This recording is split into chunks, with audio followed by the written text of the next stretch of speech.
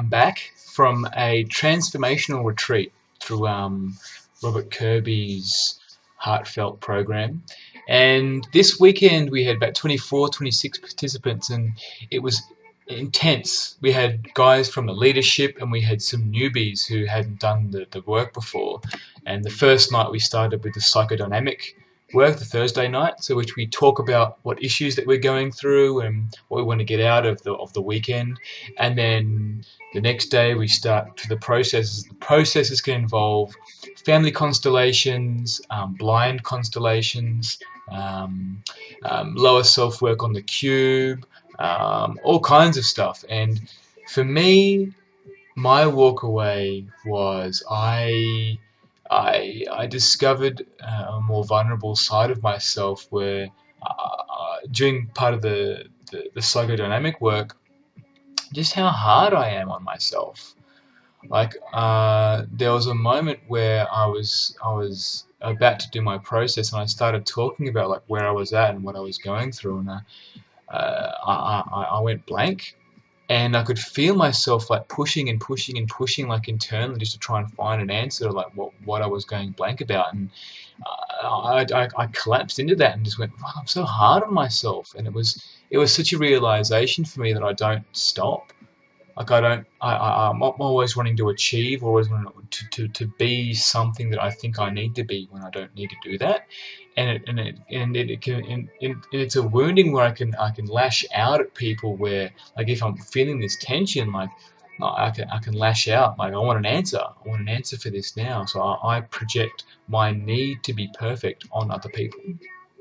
It's quite an amazing realization. And then part of my process, the lower self work, was beating against myself, like how critical and how judgmental I am, and how much I hate myself, and then the critical part of myself, and how much, but then also how much I enjoy being critical because it makes me feel better than everyone, and that really does corrupt my humanity and who I am as a human being. Like my love, I feel, is quite innocent.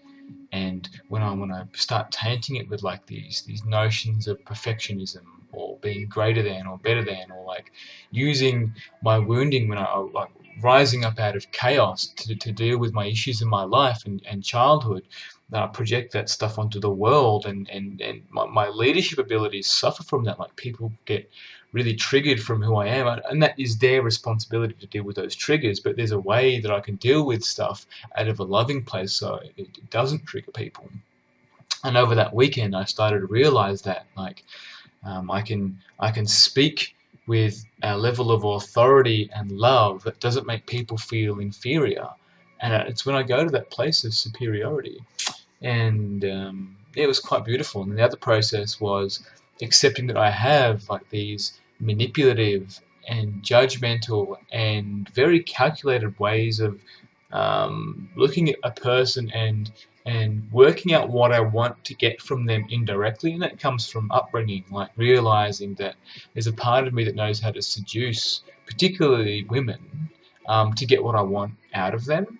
And that usually comes from the opposite sex parent. So that's the parent in me, then that pattern of behavior that I've learnt.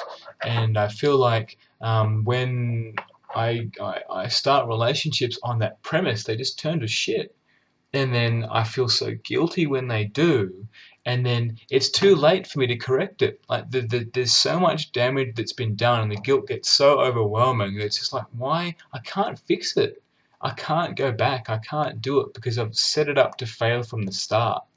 That I don't want, instead of just being honest and saying, look, I find you really attractive and I just really want to have sex with you. I just really want to have a short-term relationship with you. I don't see us going anywhere other than I just want to experience your energy. I want to experience your body. I want to know who you are as a human.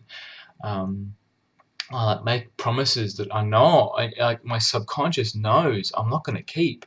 And I feel like that betrays a lot of women that trust that, which is part of their conditioning and their expectations and their pattern, because they don't realize the men that they're attracting. But for me, my energy that I'm putting out there, who I am, I'm out of integrity. I'm out of integrity with who I am. So it's really important to realize that going forward, that if I do want to pursue a relationship with anyone, whether it's in a business relationship or with a partner, that I'm honest with how I feel about that person and not intellectualize it. There's a real um, want and need for me to intellectualize things instead of just trusting how I feel about a situation, which has been quite reliable. I've been trialing this out for at least the past 6 months, and it's very reliable. Once I sit with the wave, when I sit with those feelings and allow them just to come and go, and check in with myself, how do I still feel about this? I make the right decisions. So basically, on that lower self process, I beat against the internal mother in me that knows how to seduce and manipulate in order to get what I want, which was very powerful. I had a really big charge on that, and the tail end of that process was either I can hit against my ex-partners or apologize to them and forgive, like just forgive, and I felt like I just really needed to forgive and just like apologize that I've led women that I really love astray, and it was like I broke down into tears just talking to these women that were representing my ex-partners, that I promised to be something that I wasn't, to get something from them, to fill a hole in myself which they were never going to be able to fill.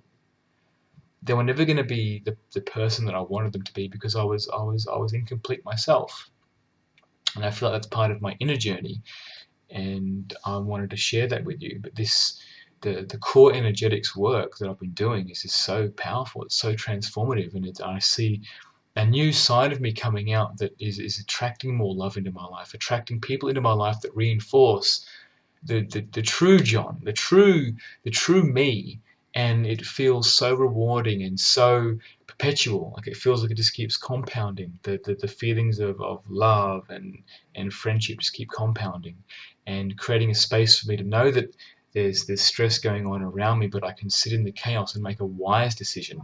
I don't need to react, and I feel that today. I feel that I can be amongst the chaos and not react out of a place of my childhood wounding. I can react out of a place of love, and that's what I wanted to share with you. So I love you all. Thank you for listening. Bye.